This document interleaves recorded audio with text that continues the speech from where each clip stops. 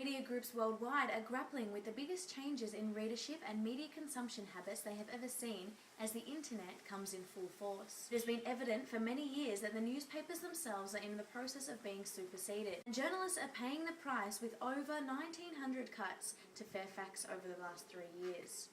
I was totally committed to my job. It was my life. I put too much into it.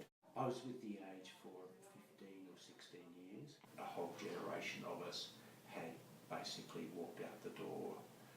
This was a long time coming. You could see a process was happening inside the organisation.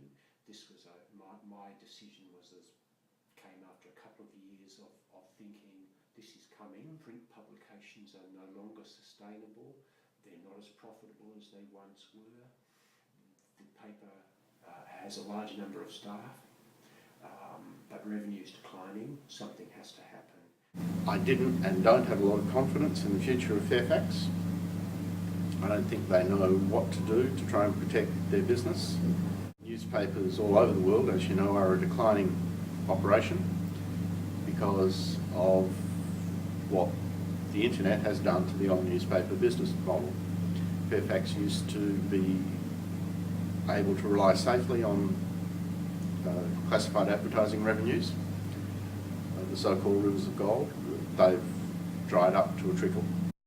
I used to buy the paper every day, and lately I just get online on the internet. So much easier. A whole generation was being dispensed with, that we were seen as a problem. As journalists, we often reported on, say, the decline of certain industries. You know, like the factory down in Geelong would close, and we would write stories about, what happens to people. And we'd always assumed, or I'd certainly always assumed, this happens to other people, doesn't happen to us. And then suddenly, bang, it happens to you. Teaching jobs, journalism teaching jobs, and I applied for 18 jobs. I got 4 interviews, and I landed a job. Former writers Ray Casson and Tom Hyland were made redundant from The Age in 2012. Both loyal to the respective Fairfax for over 15 years, are now both teaching at Swinburne University. It's the first time in my life I'd ever been unemployed. It's been good for me to be able to work at Swinburne. It's been good for me not only in terms of income, although I'm earning very much less than I was earning at The Age, but it's also sort of broadened me professionally. I've discovered I like teaching.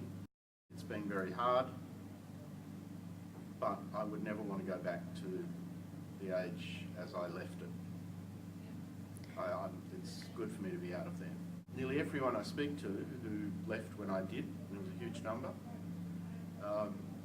all feels the same way. No one is earning what they used to earn, but they all feel that they've made the right decision and don't want to go back. It was a paper we all loved. It stood for certain things. I miss journalism, but the journalism that I miss doesn't exist anymore.